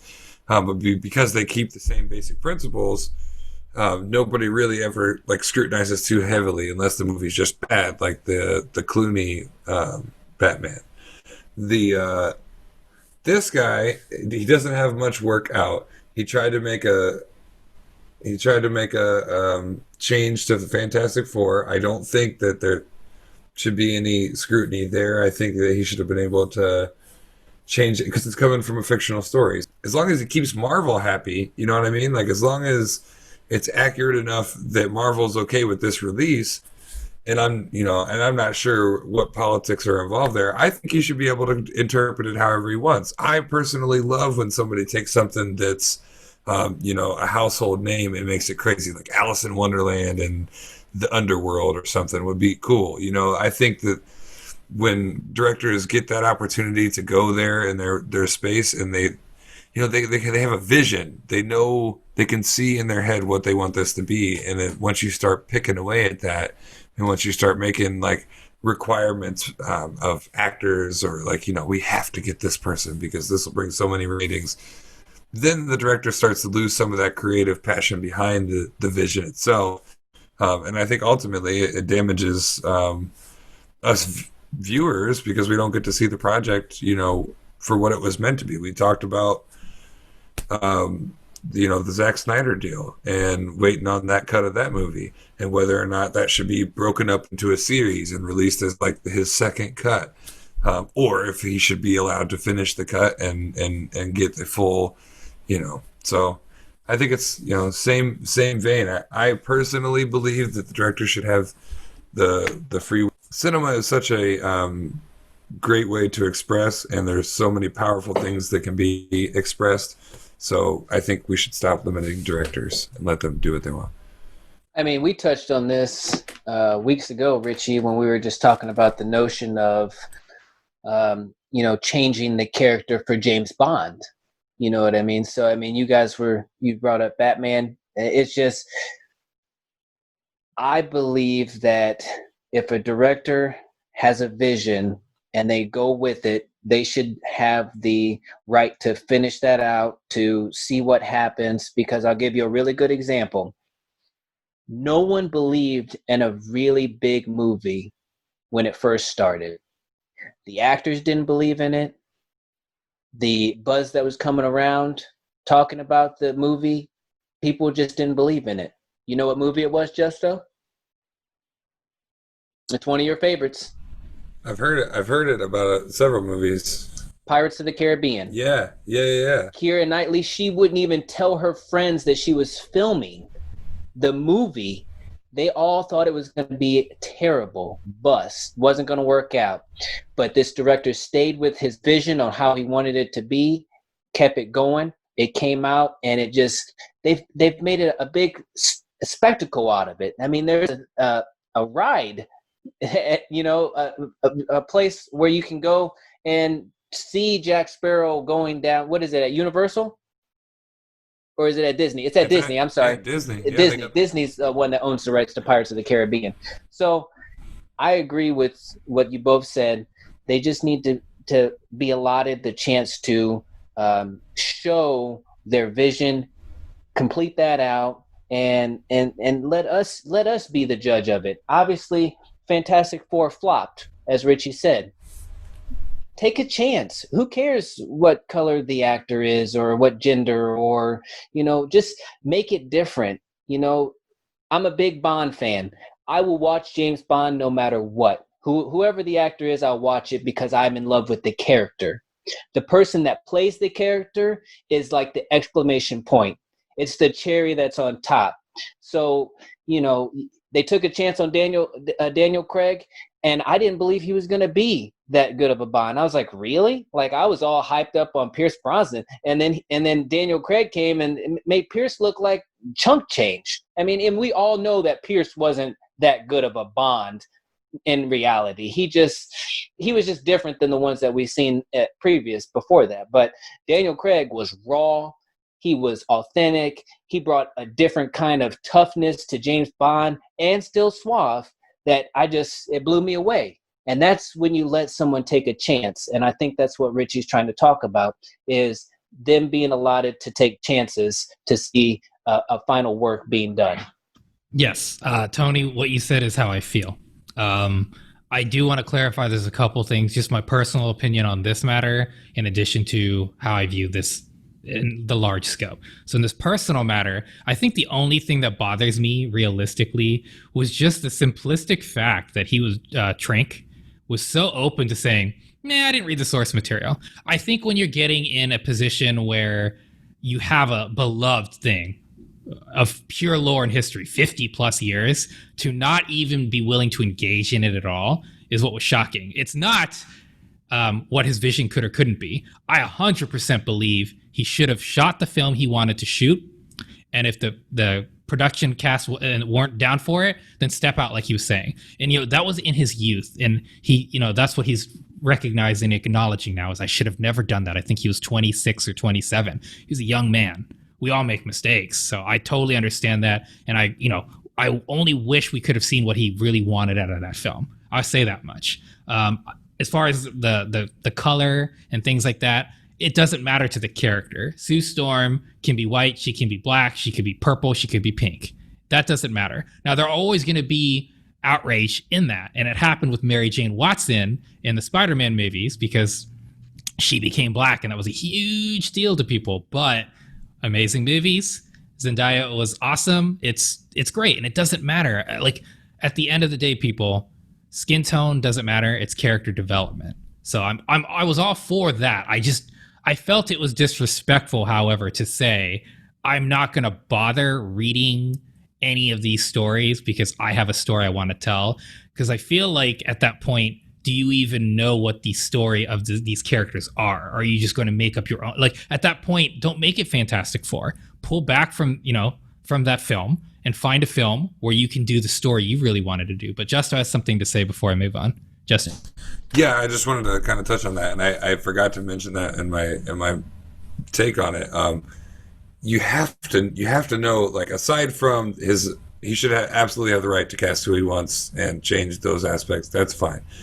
But if you don't know the characters and you don't know the background or why they are what they are, it's like, you guys know me. I play Dungeons and Dragons. It's super important to know where your character came from to be able to do anything. You know what I mean? Like, otherwise you don't fit. It doesn't match, and nothing fits the world. So, like, I did want to touch back on that and just clarify. I think Sure. that was absolutely a mistake, and hopefully, getting a big name like Tom Hardy in as your male lead on a movie coming up, and maybe we'll get to see. Maybe he'll get a good redemption and truly start off his career and start moving forward. Yeah, and I hope the best for Josh Trank, and I think Capone is moving in that direction for him. And, again, we all make mistakes and things like that, and I'm not here to harp on him. It's just that's what caught me off guard, is that if you have an original idea, awesome. But at the same time, if you're stepping into a role that has an established lore and society and culture in that regard, you should at least understand the basis before you try to implement changes. So that, from that perspective, totally, that's the only thing I would say of note. But, this happens too often, which is just kind of my second point. And if you guys have feedback, great. And if not, no worries. But we've run into these situations where race and culture can kind of impact things. Like an example was the Iron Fist. It was a Netflix series with Danny Rand, and he's a white guy. And people were kind of frustrated. And they're like, oh, this is whitewashing. And, I'm tired of seeing like white protagonists and this, that, and the other. And it's Asian culture. And it's like, okay, guys, well, the character is white in the comics. And then this is where we can have this conversation. Does he need to be white? Is there an establishment that like allows his character being white that would be different from him being Asian? And in this particular example, folks, just as a side note, my belief, absolutely loving comics, no, he doesn't need to be, and he could have been Asian. But I think sometimes we jump too much on diversity or changing things for the sake of that. And it doesn't necessarily have to be that. I think if the story is integral to the character, like Luke Cage being a black man is integral to that character, then that character's race, creed, religion, gender, etc. matter. But in a lot of the times with these scenarios where I feel like the production staff kind of get weary, it doesn't matter. Does it matter if Sue Storm is white or black? Absolutely not. And quite frankly, if you're going to allow her brother and her father to be black and then she's the adopted white person, that's a little more confusing than it needed to be. And if you're willing to kind of bend, you might as well have just like let them all be black, or just say, fine, none of them black, please. And then good luck trying to justify that one, Warner Brothers. So anyhow, don't want to get too far into it. So if you guys have any comments, cool. Let me know. What do you think, Justo? Well, that's something that it's a theater discussion. You hear it in theater all the time. Yeah, sure. People just automatically assume, but in my opinion, it's up to the writing. You have to look at the content. You have to look and see, sometimes the story being told is about a specific race. There's nothing racist about that. Okay, so you have to honor that. Like the show Aida, a musical written by Elton John and Tim Rice, is about a Nubian princess that was captured by an Egyptian, slave runner, basically. Those races have to be casted accurately. You look at a lot of your big production stuff can be kind of back and forth, and it never seems to catch on as a big trend to do that. But I think directors do try to make their standouts and change that when it's apropos. But no, I don't think race should matter. And I think if you're going to lean, like you said, if you're going to lean in that direction, then go ahead and be bold and take the full step. Don't just say like, this is what I'm trying to do. Do it. You're making a movie. You know what I mean? You're putting this content out. Personally, as far as like the Iron Fist thing, I love all the Netflix series, and I liked the show. My biggest downfall was I don't know if that guy, sorry, I don't have his name right now, but I don't know if he was at the level of martial arts that I would have liked to see, like the martial arts across the board compared to other martial arts films and, the fighting that we see in other Marvel productions. It's like, man, that kind of lacked for a show that's so wrapped around martial arts. But that was more of my qualm than the actual casting. I think a director sees what he wants, and I think that sometimes is predetermined, and like I want a black guy for this, I want a white chick for this. I think sometimes it's that way, or sometimes the audition itself is like, nope, this is who it is. This is who is going to tell my story. This is who's going to get my vision across. I want to work with them. That's what I'm doing. And I don't think that the world of Hollywood should, shade on them for that. Yeah, absolutely. I think his name was Finn Jones. Tony, did you have something to say? Well, I was just going to follow up with what Justin said. I do think that when it comes down to it, they have written down probably more than likely of what they want. 5'10", 24, white, black, whatever it is for that specific role. But you hit something there, Justo. Sometimes things walk in and just outperforms during an audition, and you're just like, whoa, okay, let's go that route. I wasn't there when Johnny Depp auditioned for Tonto, but he got a lot of stuff for playing that role because he was a Caucasian actor playing an Indian or a Native American, excuse me. And then Nick Fury, if anybody knows about Nick Fury for 36 years was white. For 36 years, Nick Fury was white. And then maybe Samuel L. Jackson came in, slayed it, killed it, and they were like, yo, we might need to go a different route here because Samuel L. Jackson is Nick Fury. So we'll just go that route. So I agree with you, Justo. You might have it pictured in your mind how you want it to be a certain way, the race, gender, but you never know. Talent trumps all. When it comes down to it, talent trumps all, in my opinion. Yeah, that's a great perspective, guys. And on that note, we're going to close the entertainment segment, so stay tuned for next week. Our season finale, June 15th, Artist Spotlight guest of honor will be Abigail Linhart, and here is the excerpt from her audiobook. Edith always had a fire going in an old black wood-burning stove, as she had never updated the old house for modern heating. I'll get the kettle on. You go get her some blankets and a dress from my closet, she ordered Lily.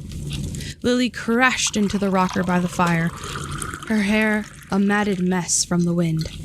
She gaped at her friend, but when Edith didn't stop to acknowledge her horror, she did as she was asked.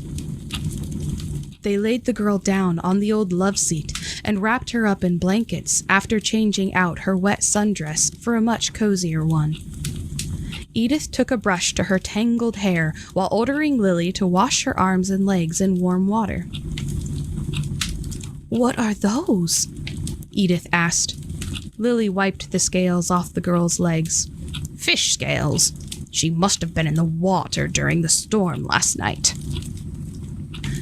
Are you sure they are fish scales? Edith asked, looking at the rainbow scale in the bowl. What else would they be? We used to get scales stuck to us when we went swimming, Lily grumbled. Why don't I wash and brush her hair? No, don't do that, Edith said quickly. The girl's hair was thick, soft, and long. Brushing it would be wrong, like calming a storm at sea. She eyed the scales, then looked at the girl's face. Most girls are lovely, but this one had magic under her skin that Edith could not quite place.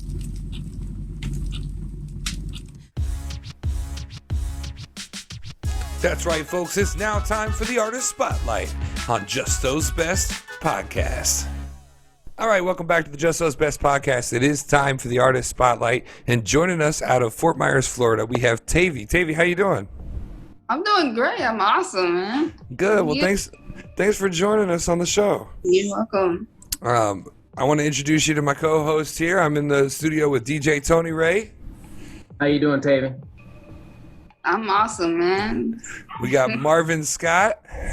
What's up, Tavy? Tony, hey. Justo, Richie, how y'all doing? What's up, man? And of course, we got Richie Phillips. Good morning, Tavy. Glad to have you. Good morning. Hey.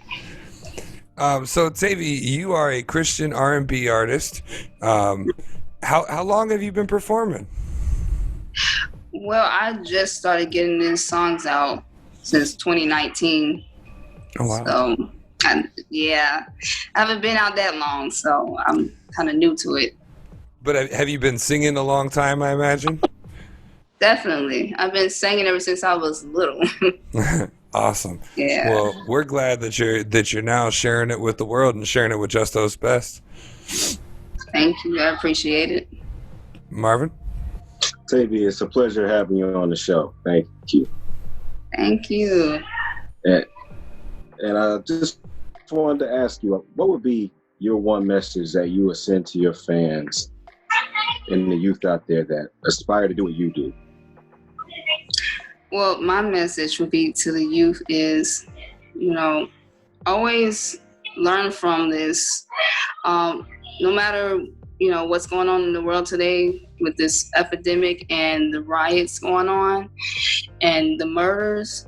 I know it's a lot to take in, but just know that you can always approach this situation in a peaceful manner and loving manner, and not with anger in your hearts because of, what is happening to the blacks or, anyone that's out there. And I want you to continue to focus on, what God wants you to do, and just work on, doing what you need to do in school, and, just be creative nowadays, and, just be a better you. Thank you, Tavy. I really think that message is important for all those kids out there that want to find their voices, and just like you did. And I just think that that's what we need right now. Right. Tavy, I have a two-parter for you, actually. So, okay.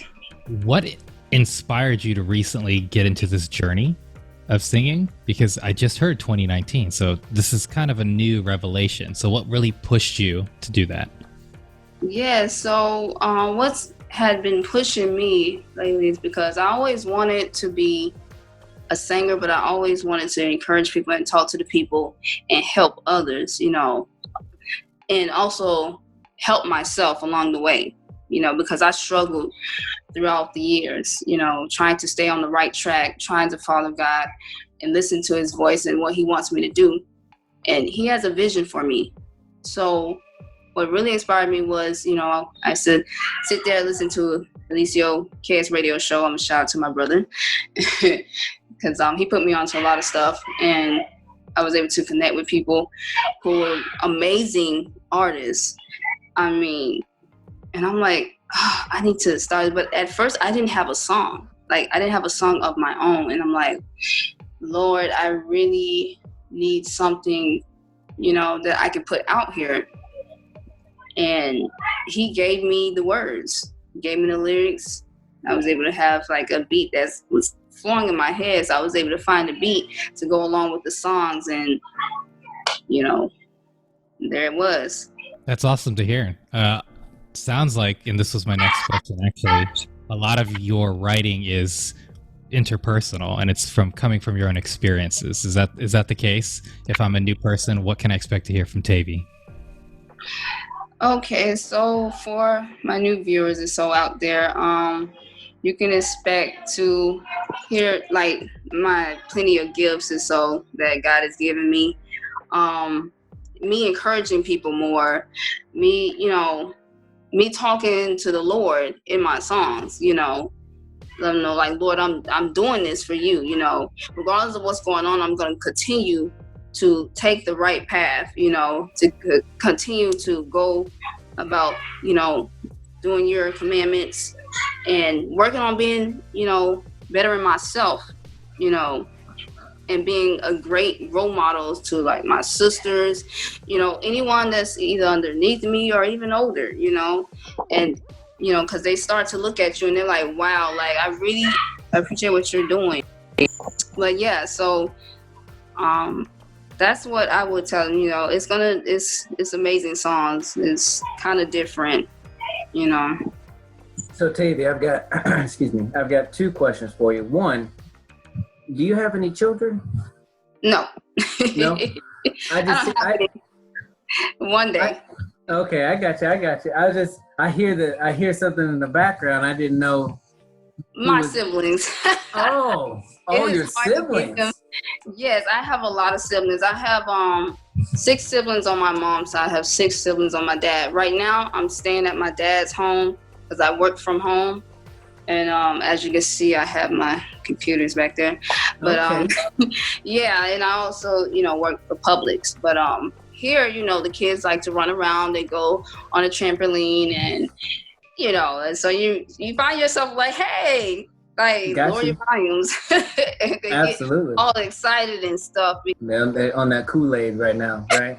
Yes, I don't know what it is, but it got them really hyper to where they're bouncing off the wall. You can hear them bumping into walls and stuff. So I don't really know. So if you were able to win $1 million, what would you do with the money? Oh, that's a great question. So what I would do, I would separate it because I want to donate to those over the seas, like, you know, Nairobi, Kenya, Netherlands, anything like that, whoever needs help. Another donation would go out to my community. Also another stay to, you know, charities who needs help. Also, I would save some up to get a building started to where I can help the homeless people who are, you know, suffering right now. They need, you know, room. They need a bed to sleep in. They need somewhere, you know, they can shower and everything and be checked out. Like have a nurse, so give people jobs to work there, you know, and they can also have their own little room to sleep there as well. I also wanted to add on my mom's vision along with that because she also wanted something like that with nursing and all of that to go on. And then I want to do something for myself. You know, I want to go to the Bahamas because that's what my mom always wanted to do. God bless her soul. And, you know, just see the world, travel. So that's what I would do with the money. Awesome. Sounds like a plethora of stuff for you to do. So that's good. Right. Awesome, Tavy. Well, we're about to listen to your song, Putting In Work. Could you tell us a little bit about the song before we listen to it?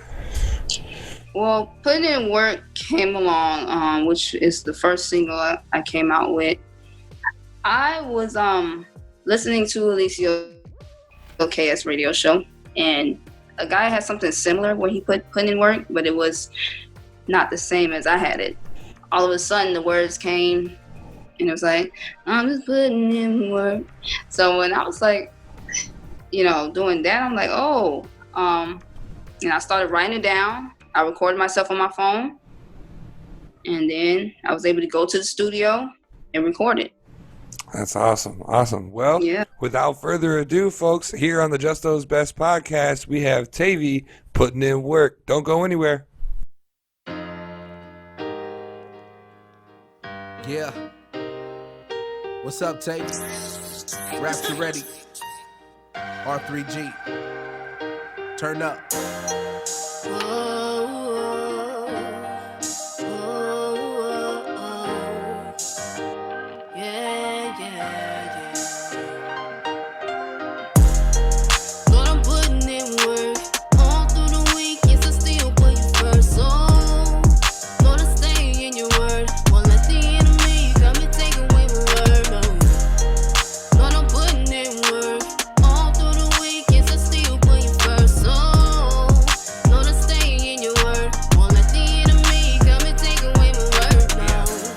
Look up to the birds and always dream of flying. Right now I feel like I'm stuck and tired of sorta trying. Okay, I'm sorta lying. See, I feel like I succeed, but during trials I forget who I'm glorifying. It seems horrifying. We stay talking about dying to self, but in our hearts we're still sorta blinded. But God can give a blind man sight, so if we claiming lost hope, then grab faith and go out and find him. I know the road seems long, so let's cut the distance. And you say he don't speak, but you sorta distant. So it's time to listen and let his love cast out all things. Walk with him and see what you're missing.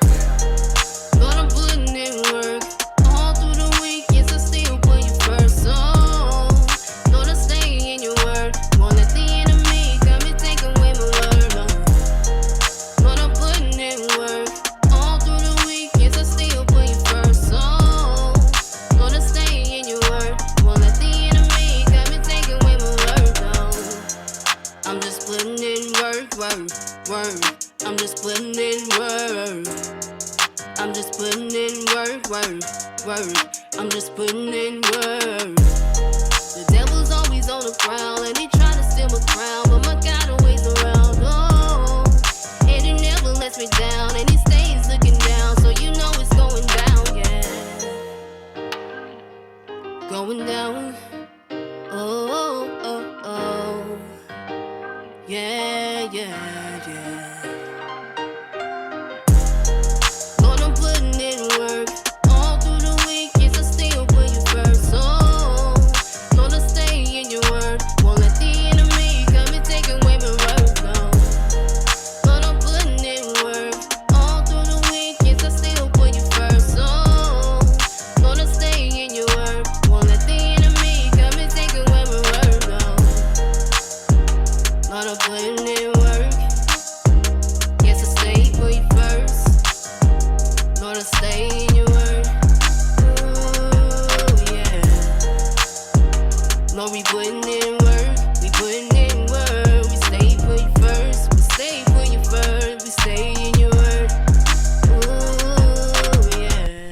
All right, Putting in Work by TAVY. Man, that's awesome, TAVY. I love the, I really can hear the encouragement and the positivity, and that is something that's very near and dear to this show.